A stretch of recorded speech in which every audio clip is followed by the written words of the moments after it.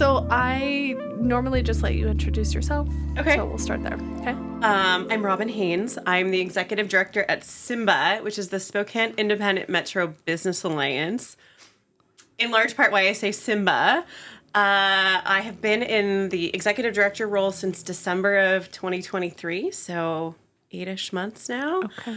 And I've been with the organization since July Okay. of last year. Okay. So what does SIMBA do? We do a lot of things, and I think part of my mission or goal for my first year as executive director is to do a better job telling people who we are. I think a lot of people know about SIMBA because our founder, Mariah McKay, is a very passionate and involved person, and our original board included people like Jill Williamson from the Grain Shed and the Workers Co-op, Mark Pond, who's the business librarian, Startup Spokane guy. We have a lot of folks who everyone kind of knows, and I think people don't necessarily know what SIMBA actually does, though. I think a lot of people think we're like a chamber of commerce. Mm-hmm. We're not. Mm-hmm. We provide business services to any independent and locally owned Eastern Washington business. And when I say Eastern Washington, like literally west to the Cascades, north to Canada, east to Idaho, south to Oregon. Okay. So a massive territory. Mm-hmm. We're able to do that through a mix of state contracts, foundation grants, and donations, because we're a nonprofit. Yeah. So when I talk about business services, I mean everything from helping someone do their business license, like sitting with them and getting their business license ready, to B&O taxes, to switching from a sole proprietor to an LLC, social media marketing, what information do I need to run a food truck, like really anything about a business from kind of startup to stay up to transition, we can assist you with almost always at no cost. Wow. And that's huge. Everything from one-on-one to group trainings. Mm-hmm. And we're just starting to build our video library of trainings as well. Nice. That is available for free currently. We're deciding if that model is going to change to make sure we're funded correctly. Yeah. But we also run, I think, what people know us for, and some people don't know that it's also part of us. We run what's called the Live Local Directory. Okay. It is a free online directory and marketplace for any independent and local Eastern Washington business. They can, put their locations in. If there's someone who works in farmers markets or online, they can say what markets they're going to be in. They can list products and services for sale. Mm-hmm. It's not true e-commerce yet. That's our goal for next year. Okay. But if you have somewhere where you sell, you have a Shopify, you have another website, you can link directly to that to sell, and you can run premium deals on there. Okay. That are just through Live Local. So, for example, Vested, the mm-hmm. women's business group, mm-hmm. has an incredible promo on there for their events mm-hmm. For first-time attendees. So definitely check that out. Nice. I love it because it's a way for businesses to advertise at no cost. Mm-hmm. We run really extensive social media related to those local businesses. We have separate Instagram and Facebook channels for that. Mm-hmm. It is always free for business owners to be listed on there. Nice. 3 requirements: independent, so not a chain. Yeah. McDonald's doesn't need help advertising, even if you're locally owned, right? They're good. They've got all the tools given to them as a franchisee. Yes. Local, so Eastern Washington, that's kind of our range, and that's where we're funded. Mm-hmm. And you have to subscribe to our newsletter, which literally comes out once a month. Yeah. And has all kinds of great information in it, and information about grants and loans and events. And that's it. Yeah. Like pretty low stakes. Very low stakes. Yeah. Yeah. Yeah. And we will advertise your events for you through social media. If you tag us, if you reach out, we'll put you on our community calendar. We'll help promote things for you, also at no cost. And I will say we have a staffer named Alexis who joined us in February who is incredible with social media and communications. She has really changed how we have been running our communications channels and what that looks like. So we went from about 9,000 independent impressions a month to 18,000 last month. Wow. Since February. Okay. So if you're tagging us in your local event, someone's going to see it. Yeah. So we really love that aspect of it. And that's kind of the way a lot of people connect with us. I do want to do a better job of educating consumers on how to use Live Local. Mm-hmm. It's really easy and intuitive, but I think people get stuck on local's expensive or local's not convenient. And sometimes that is true, but that's not always true. Mm-hmm. Mm-hmm. Yeah. Yeah. So those are some pieces of what we do. Yeah. Yeah. How do you provide all of these services? Do you have different people who do different roles? Yeah, that's a great question. We've grown extensively. Also, we're in a wild space right now. Yeah. So we went from when I joined SIMBA, it was a staff of 1.5. Oh my gosh. And then in December, it was a staff of 1, me. And now we have 3 full-time, 2 part-time, and an intern. Wow. Which means you're doing your job, girl. Get it. Okay. I think it also means a lot of my time is making sure everyone is busy, but not too busy. Yes. So we have different staff members doing different things. I do a lot of compliance work. My background is in the law and in small businesses. So I will help you set up your LLC. I will tell you whether you need a business license. I will help you apply for a grant or a loan. Alexis will help you with social media and communications, building a website, building customer bases. We've got different folks who can assist with things like reviewing your lease, right? Are you trying to get in a commercial space? What does that look like? And then we do certain things that are just kind of out in the community. We choose events that either people tell us they want or they're part of a contract or grant for us. So, for example, we have an L&I contract right now, which sounds really boring. It's not. It's so important. It's Navigating my favorite. L&I, kill me. Okay? It's so hard as a business. So here's what I'll say about L&I too. One thing that I had no idea, having worked in the field for so long, is that there's a portion of L&I that's not regulatory for small businesses where you can ask for advice and never get in trouble. What? Yes. And so we are outreach for that team. You were blowing my mind. You can literally call them. We have these handouts. I should have brought a stack of handouts. I'm going to give you a stack of handouts next time I see you. There's a team there where you can call and ask questions about any part of L&I, whether that's wage and hour law or contractor licensing or how do I advertise or can I have volunteers? And they're not going to report you. You're not going to have a regulatory follow-up. It's going to save you when things go wrong, which is mostly how people deal with L&I, because things go wrong in part because their website is challenging. Yes. Is a kind way to say it. And part of our training as outreach was learning to navigate their website. And even their trainers are like, our website is tough. Literally, like we live in the 21st century. What are we doing? And I think part of it is because there's just too much that they do. Yeah. That there's not a good way to streamline it.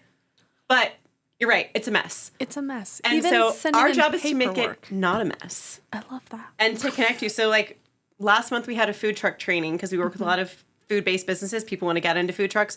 We had literal experts from L&I plus Spokane Regional Health District to tell you literally everything you need to know to be compliant and open up your food truck. Awesome. And it was very, the lead trainer was someone, Don Taylor, and he is from, I think, Tri-Cities, and he was just so funny, but so, like, direct. Like, don't buy this, do this, here's where you need to go, here's what you need to do, don't mess around. Awesome. And it was, people got to ask all these questions, get materials, and these people are available to answer questions. I love the L&I contract, and which is bizarre. Yeah. So we've been running a lot of social media posts that are getting a lot of traction. So we do kind of an L&I tip. The one that got the most exposure recently is you can't have volunteers if you're a for-profit business. That's real. That's Washington state law. Yeah. And I see so many small businesses because we're not a reporting agency. We're not regulatory. We're just here to help. We're like, hey, hiring volunteers for the summer. I was like, oh God, you're not. Can't do that. And I'm not going to tell you how to run your business, but I'm going to say, hey, take your posts down. Yeah. Because people in L&I have eyes, and some of them are mandatory reporters, so to speak, or regulatory, where they are going to investigate you. Yeah. And it's not going to be good. Yeah. Because if you fail to pay wages in Washington correctly, it's double the amount of wages you owed that person if they were at least minimum wage, and fines and penalties. Washington is so conservative and so protective of employees. I like to think we're just worker friendly. Yeah, that's is great. Right? That's a great way to I look tell people at that it, we help with employee rights and employer obligations. Yeah. But making it easier. Yeah. And making it realistic. Yeah. Which is important. There's so much harm that happens. Yes. And even in my history with employers, there's like a lot of like, oh, I didn't know that that was the literal law. Yes. It wasn't being abided by. So Yes. feeling protected by your employer is very important. And I think there are so many employers, because so many people start businesses because they're good at something, right? Making candles, creating art, doing a podcast, doing media. And that doesn't mean you're good at the regulatory pieces. No. And that's okay. Yeah. I can't make a candle. I sure can't paint. I definitely can't sing, but I can get you through the regulatory process. Yes. Yeah. Which is a weird skill set. It's But a really good, important skill set. and we try to make it as approachable as possible. Nice. Because I think, one, there's so many different agencies within the state. As a small business owner, you know yourself, that you have to go through. And there's not good navigation. There's a Washington State Small Business Guide that is fine, but it's still kind of elevated language. Yeah. That doesn't help anyone. So making it as simple as possible for everyone, making it as clear, and literally short of hand-holding, getting you there. Like, I have helped someone learn how to use a scanner to be able to submit a loan application because their work was in massage therapy and they never had to do it. Someone my age. Yeah. And just almost didn't submit this information to get this loan that was really important to their business because this piece of it was daunting. Yeah. Oh, and I'm it like, just takes that one little barrier. Yeah, and one person who's Yeah. kind to you and is not Yes. judgmental, which is Yes. the thing I care about most. Yeah. Because I think we always think about small businesses as like the American dream and everyone wants to work for themselves, which, having owned businesses in the past, it's a lot of work to work for yourself. Yes. And your boss is really difficult. Yes. My boss is literally the worst. Right? Yeah. But also, when you're working for yourself, if you're not working, you're not making any money. So sure, you can work when you want. You can take that spa day or that vacation or whatever, but you're not making money. Yeah. But the other piece is we have so many people in our community who opening a business is not a choice. Like, some people's dream is a nightmare. We're in the building here with Refugees and Immigrants Connections. We work a lot with those folks where we have people who have literally are seeking asylum because of political violence. And they're in this country because they have no choice. And because of language barriers, education barriers, racism, Yes. they aren't able to get jobs. And they're easily the ones getting taken advantage of by their employers. 100%. So they have to open businesses. Yes. So making it worthwhile for them, providing interpretation services, helping with some of the cultural barriers is a lot of our work. And we've also been doing some work with people who are coming from the justice system. Because even if you've done your time and completed all your requirements and gotten through all the steps, some people still won't hire you, regardless of what you did, regardless of what they're doing. And so those folks are also trying to open businesses because they don't have a choice. And one thing I do try to tell employers, though, is there are massive tax breaks in the state if you hire someone with a criminal record. If you hire certain other individuals who have different kinds of things in their history, you get big fat tax breaks, which can make the wages you're paying them almost half, depending on how many you're hiring and what you're doing. But I think there's just so much stigma around that. Yeah. And I would love to find ways for us to work together as our organization with other orgs to like break down those barriers. Yeah, absolutely.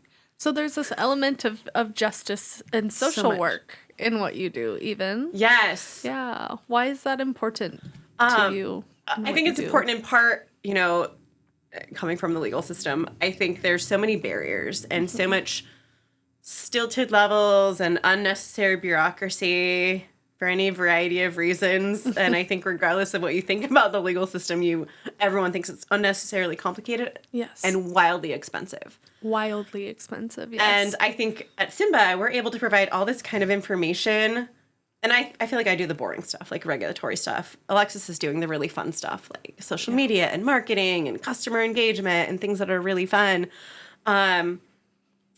But making it so it's not so scary and sharing information. I think there's so much withholding information in different systems, either because we think you need to pay for it or you haven't earned it or you're not educated enough or fill in the blank. That is really unnecessary.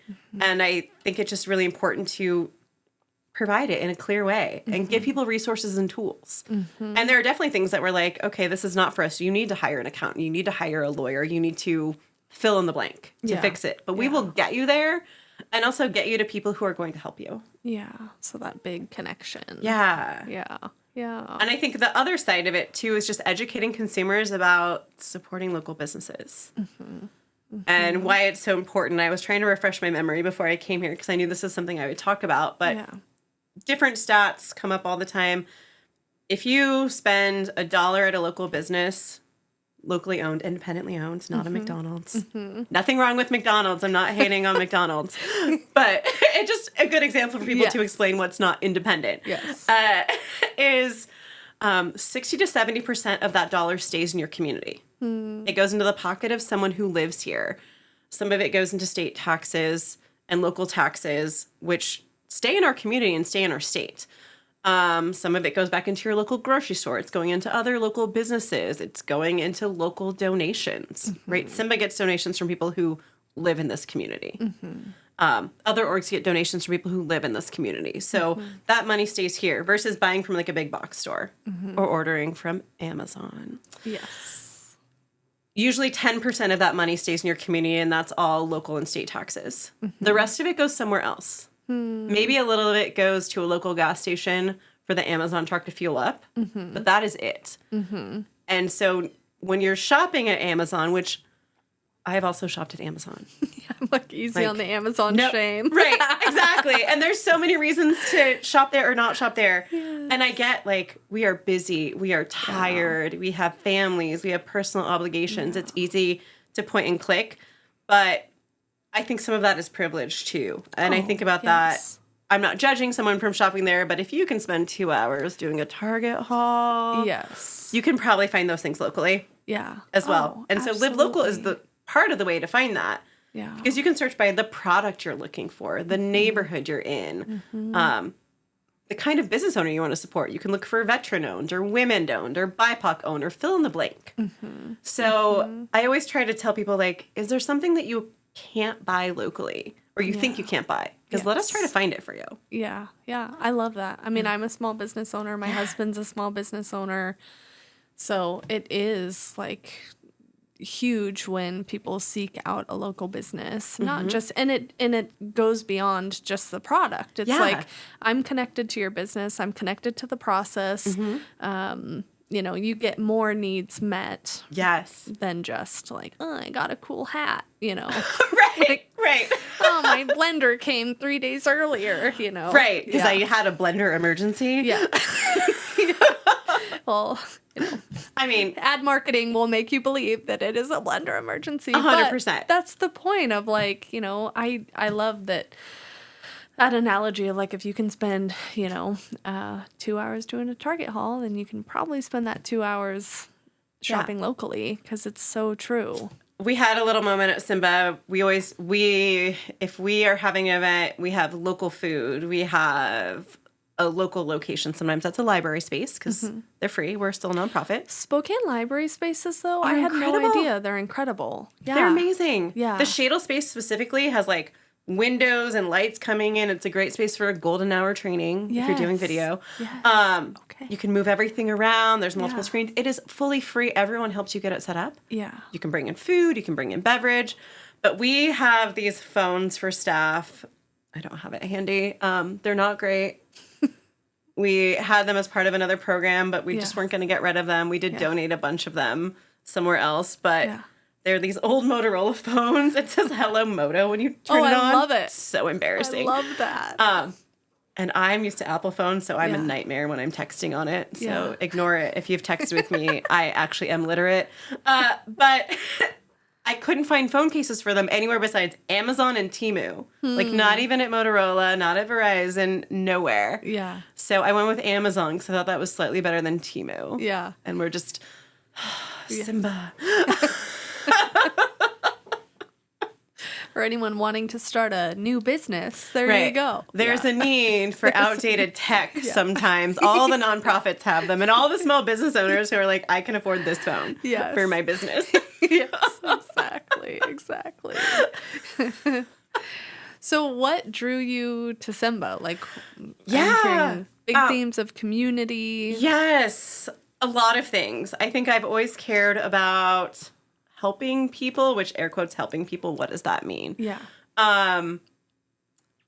But also I've always cared about local and supporting local, and in part because I've had the finances and the time to do it generally. And I appreciate that that's not something that everyone always has. Yeah. But I also, the then board president was one of my closest friends that I went to school with, or law school with. And so when I was looking to transition, I wasn't sure what I wanted to do. I wasn't sure what my skills were. She's like, maybe you're good at this. And we joke a lot, like, I love a spreadsheet. I love data. It's confusing. It's a certain type of brain, for It's sure. a certain type of brain. It's embarrassing. And I have a master's in English lit, so it makes no sense that I like a spreadsheet. Completely turn the tables. Right? Okay. I was a mathlete in high school, but we don't try not to talk about that. I love it. I love it. Full geek. I Just love full, it. like, I tutored other kids in calculus when I was in high school. Just But now it's so the serving nerdiest you. person ever. Still am the nerdiest person, but I love it. So I took over operations, and I love cleaning up systems and finding these spaces. And an ED role is really, it's a lot of jobs, but a lot of it is just regulatory stuff and compliance and paperwork and grant applications and keeping everyone in check. And so I liked that aspect of it, but my favorite things have been doing particularly some of the trainings with like RIC Spokane.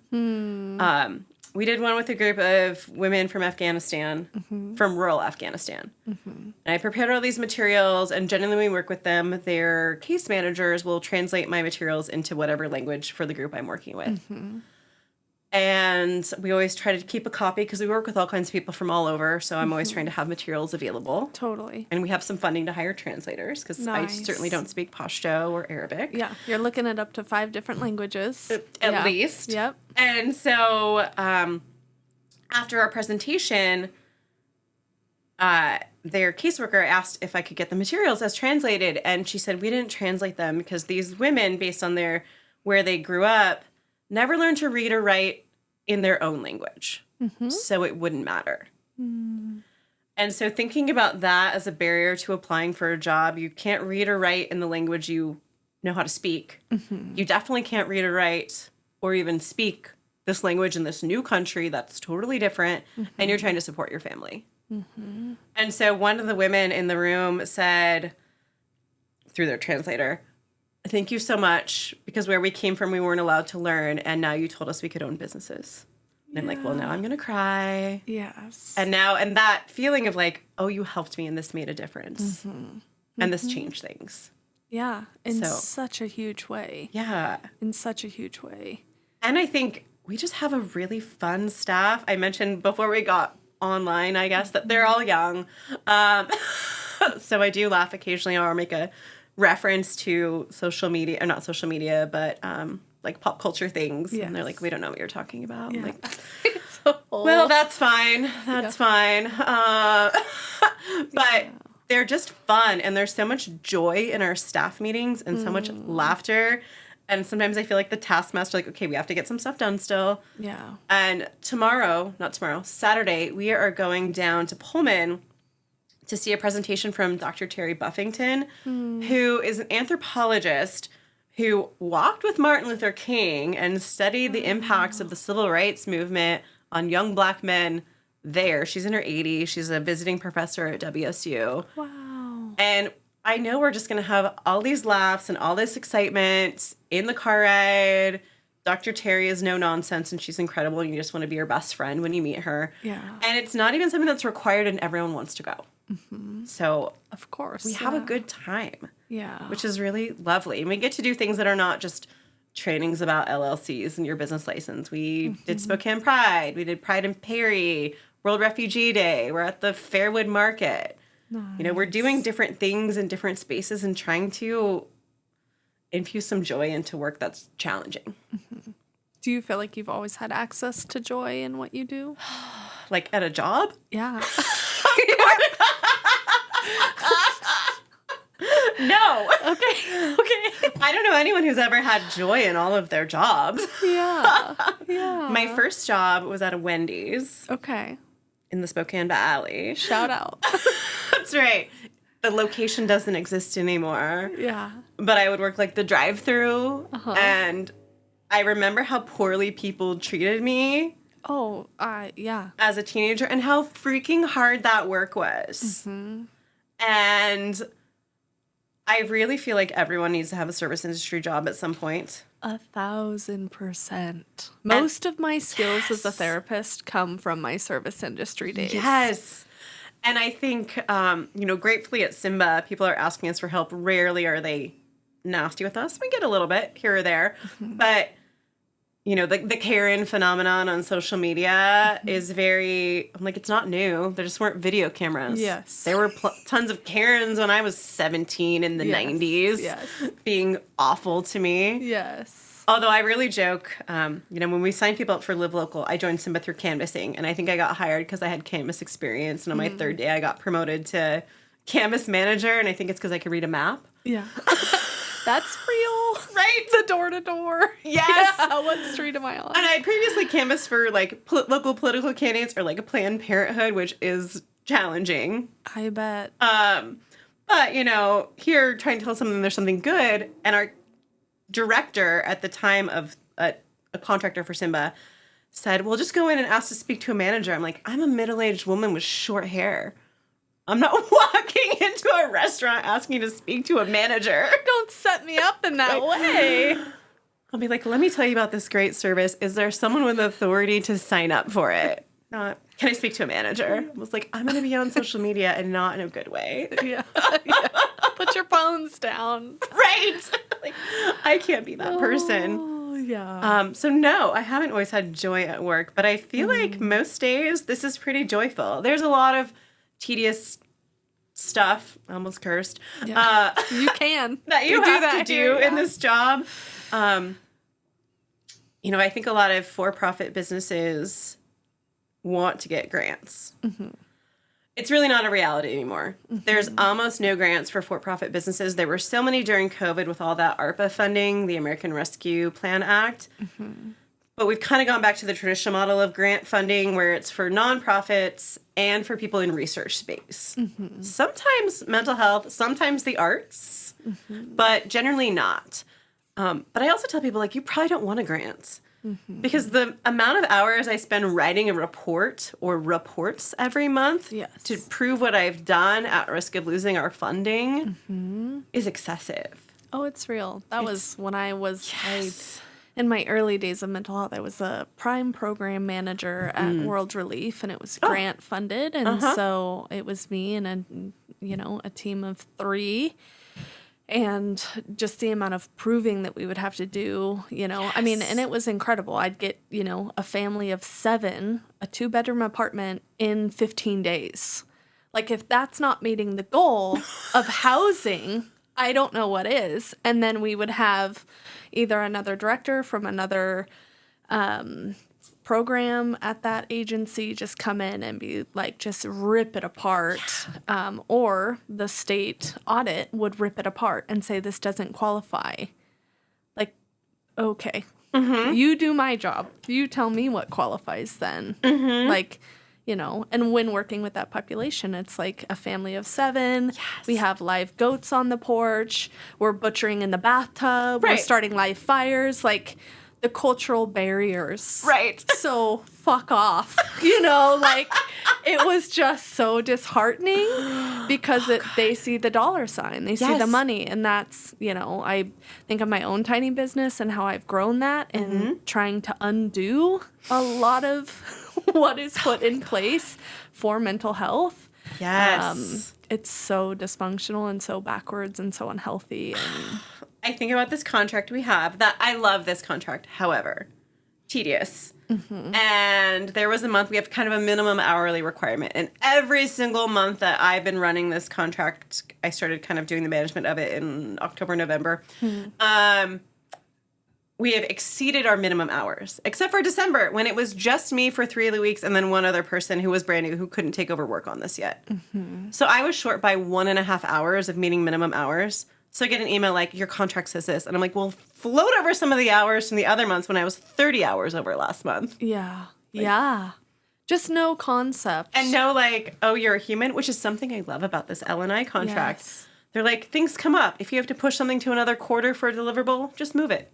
Oh, that's incredible. Which, what? Knowing how, working in grants, you're like, what are you talking about? Yeah. And there are some funders, there's some local funders who are like, we want to give you the money, do the good work, send us some photos, which happy to give you photos. Yeah.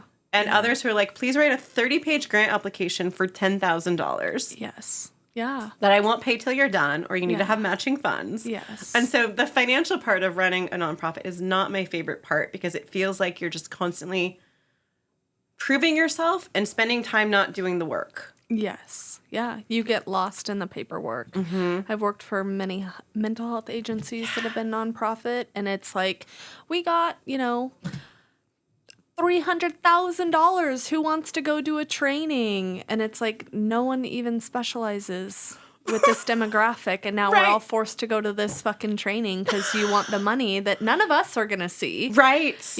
Like it's not being actually put towards your employee health and wellness. Yes. It's to meet your bottom line. Yes, and that's it. Like the other part of grants, and I think jaded as for-profit business. Oh my God, it's so valid. It gets me so stressed out. I have a lot to work through. When people are like, I want a grant, I'm like, you don't want a grant, and here's why.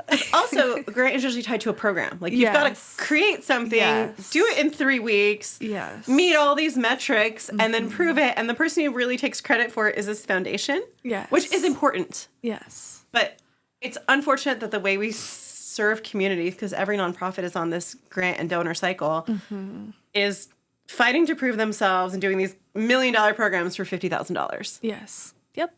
Oh, and they're like, but retain your talent. Like, yes. Okay. Yeah. But I've made it really crucial and worked with our board, who is incredible, to retain our talent that we have right now.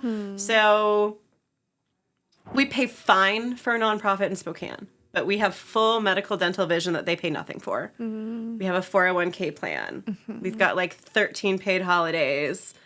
Everyone gets to work as flexibly as they want. I don't care when you're working. Yes. Yeah. Like, get your work done. That's my approach. I'm not your mom. Yeah. Manage yourself. Yes. If you have a problem, you know where to find me. Yes. Just know that if you're trying to get to me on Asana after 9 o'clock, I'm not responding because I'm asleep. Yes. But I'll be awake at 5 and we can talk then. Yeah. So trying to get that space. And one thing that I think really shows how well the team is working together is people want to come to the office. Yeah, they're excited. They're like, we don't want to work remotely. I'm like, what are you talking about? Everyone wants a remote Go job. Home. Yeah. I'm like, please get out of my space. No. Mom needs her time alone. Right. But we're in the Simon's Block building, which we love. In the mezzanine level over there, and we're looking to move and expand to another space because we're just too big. Yeah. We rotate who's in the office. Yeah. We come to shared conference spaces. We hang out at Emery's all the time. We call that SIMBA South. Nice. And the owners of Emery's in our building have been longtime SIMBA members and supporters and just super values aligned. So we love that. But like, I'm giving all of my money to Emery's. Thank you for the deal on the lease. We're making up for it in coffee. Yes, absolutely. Absolutely. That's awesome. So where do you see yourself? Like if it continues at this trajectory, like what are your dreams, hopes? For SIMBA? For you. For me. For you. Oh, I would like to work less than 40 hours. Yeah, that is the dream. If you are able to do that, let me know how. Yes. Yeah. And, our full-time staff gets to work about 36. Nice. Which is lovely. Yeah. Minus me. You're like more and I will 60. say, we have an incredible board who I should talk about. So our board president is Juan Moss, who's a Colombian filmmaker who lives in Spokane. Oh, cool. And when I first kind of joined SIMBA, he was down in LA at the strike all the time. Oh, nice. And he's super involved in the arts and very giving of his time and very supportive. He was shooting a film that I was referring to, Zombie Walk to Remember, because it was a zombie film on Bainbridge featuring Shane West. Okay. I don't think that's the working title. Okay. But when we were transitioning, when you take over for the founder of an org, it's wild. Yes. And different expectations and just so many different spaces and all these big changes happening over the holidays. Oh, yeah. Merry Christmas, everyone. Happy Hanukkah or whatever holiday you're celebrating. Literally, yes. And so he would call me from like the set on a Friday evening and just be like, are you okay? Oh, Not like, how's the work going? Are you okay? Yeah. Our vice president is Crystal Gonzalez. She is our only non-business owner. She actually is a community dentist at Chaz. Oh, nice. And she's also on the board at MIA Spokane, which supports domestic violence victims. I love Mujeres in Action. Yeah. Right? Yes. So Crystal's an incredible human being. Yeah. Our treasurer is Jeff Ferguson, who has an office in this building Jeff. complex from Elk Soup. Yeah. Spokane tribal leader, not leader formally, but everyone knows Jeff. Yes. Very involved in environmental things. Yes. Supporting local is very environmentally coded. So I love Jeff. And Jeff is such a calming member of our team. Yeah. He always reminds us there's no emergencies at SIMBA. There is no LLC emergency. Yes. There's not. Yes. Like, it can wait a day. Yeah. You're going to be fine. Absolutely. Like, yes. the only emergency we really dealt with is the fire last year with Medical Lake, and we helped some business owners process their insurance claims. That's an emergency. And that's huge. I mean, that was devastating to the community. And even as people continue to rebuild, it's been a nightmare. I have a friend who lived on Silver Lake, and their house burnt to the ground, and they're just breaking ground like last week. Yeah. And they had great insurance. It's a mess. Our board secretary is Kathy Tham, who came from Community Minded Enterprises. Nice. Longtime executive director. She and her husband own an art studio in Peaceful Valley. Nice. And she is my favorite board member because she tells it like it is always. She has no filter, which sometimes is a problem. Curses more than anyone on my team. She's like a retired 70-something-year-old woman. Yeah. But she also is so supportive of us having like work-life balance, like real work-life balance. She's like, stop working so much. Yeah. This can wait. Good. And then we have David Borelli, who is incredible. David and his husband own Mountaintop Mentality, which is a local business that is, I'll probably get in trouble for saying this. I describe it as camp leisure because it's like t-shirts and hammocks and mugs, but not like tech type gear. Yeah. There are all these markets. They've grown their business. They came from Rhode Island, so you have thick accents. And I grew up in Connecticut and moved here in high school, which is not a time to move to Spokane. That's sad. And I used to have a real thick accent and like Jersey hair, and I was unironically wearing a gold chain and listening to like EPMD. I did not fit in. I will pay money for the photos. I'm so afraid the staff is going to get a hold of them for some kind of like dive. retrospective of what's happening here.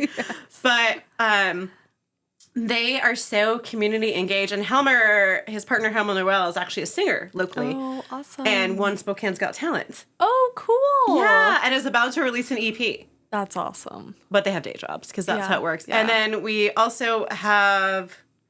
Who is my sixth board member? Ed Reese, who's our longtime outgoing board president, who is in marketing, and everyone knows him. He's kind. He's a part-time professor at GU, and he's really helped us weather through all these transitions. And they're just lovely. Yeah. I mean, it sounds like quite the team. We are and lucky. They each have a very specific role and narrative. And I think they love it now because we are so well-staffed that they're not a working board anymore. Yeah. They're on committees. Yeah. And we've just started a membership committee for the first time to really look at what our member benefits are. I think we had a lot of things. Some things fell off because of staffing, and we're trying to make it more meaningful. I know we're in a space with a SIMBA member anyway, Spokecast. We love Brennan. And we share all their stuff out on social media as well. But we're trying to really refine like what it means, and is it worthwhile, and how do we make the dollars you're giving us go somewhere? Yes. And we definitely, people support us because they want to support the work we're doing, because contracts and grants don't pay for all of it. Yeah. But we want to make it worthwhile to you. So we're actually like deep diving in like, what do you want and how do we make this work for you? Absolutely. Which is so important when you can stay really grounded in the mission and the values. I love that. I think the other thing that we have been really intentionally doing this year is trying to connect with other nonprofits who are doing similar work or doing different work, and how we can collaborate with them. I think part of it is there's so many people doing kind of the same thing, and you get in this space and you're kind of fighting for the same money and it becomes weirdly competitive. Yes. And I don't like it at all. And I think we all have our specialties and we can all do a better job working together. Yeah. So we've been intentional. So we have a partnership with RIC Spokane. We have a partnership with Feast. Right. They're great at all the restaurant stuff. They just don't have the staffing to get people who are ready to move to start a catering license or opening a restaurant. So we've been helping with that piece. We have collaborated with Odyssey Youth and Spokane Pride. We're working with Northwest Native Chamber. Nice. To try to provide better services. So Yeah. I am always trying to collaborate. We did an event that included like Latinos in Spokane, Nuestros Raíces, Ahana, and Manzanita House to provide services to people. And so I think those are the better events. My favorite one so far was the Spokane Filmworks. Oh, cool. We did a To Be or Not to Be an LLC. I did not make up the name. But because they gave me that option, I wrote a soliloquy about being an LLC and read it at the start of the meeting. I love that. I love that. And then talked about being an LLC. And like, I made a joke about Joan Crawford and wire hangers, which some of the people in the room are like, I don't know what you're talking about. I'm like, you're in film. No. Embarrassing. Oh, no. But Go do your homework. right? Clearly you don't belong in this group. But it's just really great to be able to come in and say, let me help you. And I think I know we're doing the right work because a bunch of nonprofits are reaching out to us now. Yes. Like, how do we do this work? And how do we collaborate? And what does this look like? Yeah. So I'm really excited about that. And I think what this looks like for us as an organization is better collaboration. It also looks like real e-commerce for Live Local, which is wildly expensive to make it that. Yes. But if you think about things like Etsy or people selling on Amazon or eBay or fill in the blank, the fees are wild and you don't know if it's crazy. actually a local person anymore. Oh, 100%. Etsy is full of drop shippers and nonsense. I have a side... No, it's not a gig. I guess it's a gig because I make a tiny bit of money The hustle. doing aerial performance. Okay. Circus cool. stuff. Oh, cool. Like I performed on 6 apparatuses last weekend. Nice. Yes. Do we have a studio like that? We here have in 2 Spokane? of them. Oh, shit. Okay. Yeah. And people get hired at different events to twirl in the air, That's so cool. which is wild, which is also why I'm always covered in bruises and nonsense when I see people. Because I'm not getting beat. the circus is not for playing. I just signed up to take a flying trapeze class in Seattle. Oh my gosh, how fun. Yes. That's really But fun. where was I going with side gigs? Collaboration. Spaces. We intentionally did some outreach with like gig workers and people in art and people performing. So it was like burlesque dancers and aerialists and fire eaters and people doing really niche things because there's like a massive community of that here, which is wild. What? Yeah, right? You're like telling me about a Spokane that I didn't even know existed. Same. Yeah. I didn't start doing any of that stuff till I was like 40, Yeah. Yeah. which is a weird time to be like, let me engage in But if you're going to have like, these things. you know, a midlife shift, like, Right. It's better than It's a a- Corvette and like a 22-year-old, yes. I guess. It's a really healthy option.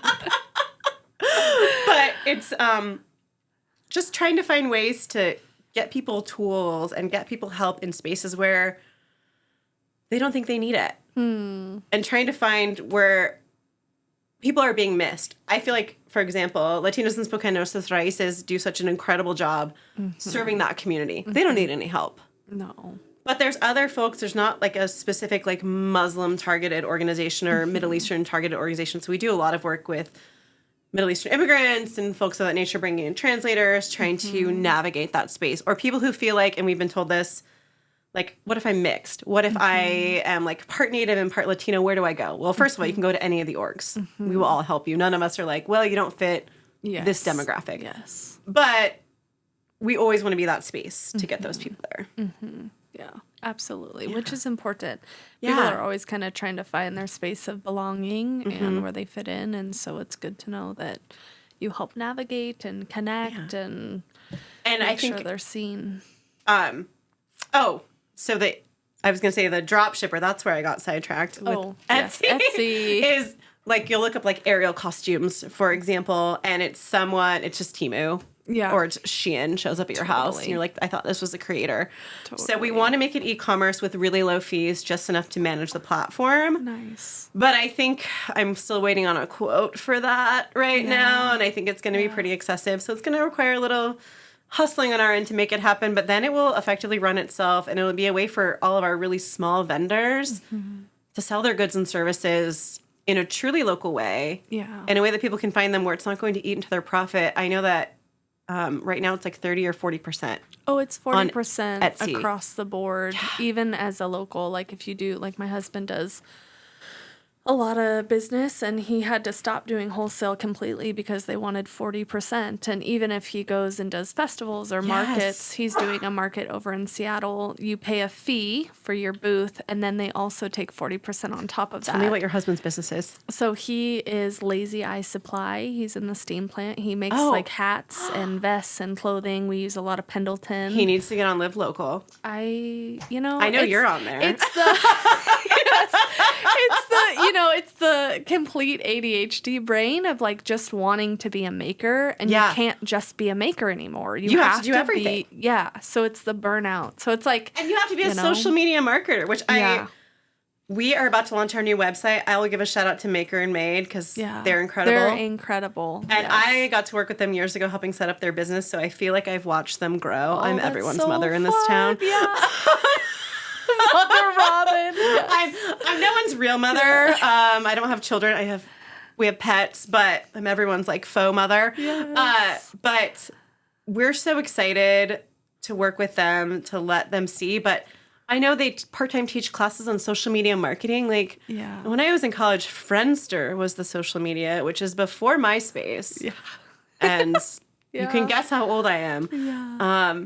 And then MySpace came about where it was like the Hunger Games rating your friends live at all times. Top 8. Right? Yeah. Like, look who got out of the top 8 after last night. I know. What did she do? She got moved from 4 to 7. And that's how we all learned coding. Literally. But I think if you're not on social media right now, you're not achieving, especially as a local business. Yes. And that's something, trying to find ways to support local businesses. Maybe you can't afford to go buy something from the Glow Co. across the street. Although, seriously, if you can afford a facial, go see Annalisa because it will change your life. Yes. But you can share their post. You can like their post. You can tell people about them. You can write a review. All of those things drive local business, and it costs you nothing but time. Yes. And we're all on social media, whether we want to be or not. Yes. So that share, that post. You might as well. Is going to drive that to them. So for sure, finding ways to engage, and it's so much work though. It's like another job. It is. So I have so much appreciation for your role and what you do and your team and just SIMBA in general. So needed, so wonderful. Needed. So thank you. Thank you so much. Yeah.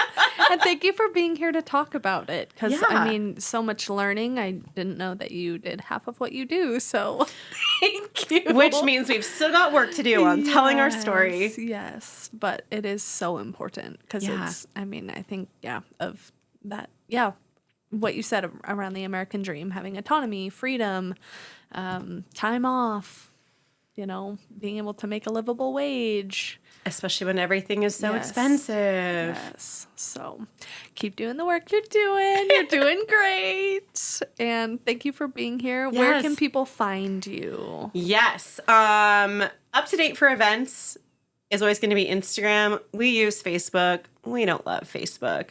And that's at Spokane Independent on Instagram and on Facebook. Okay. Live Local specific, we have a separate channel, Live Local INW, Instagram and Facebook. That's our more busy feed. And we've been doing all kinds of local business giveaways and things lately and good prizes. So engage there. Our community calendar is on our website, SpokaneIndependent.org.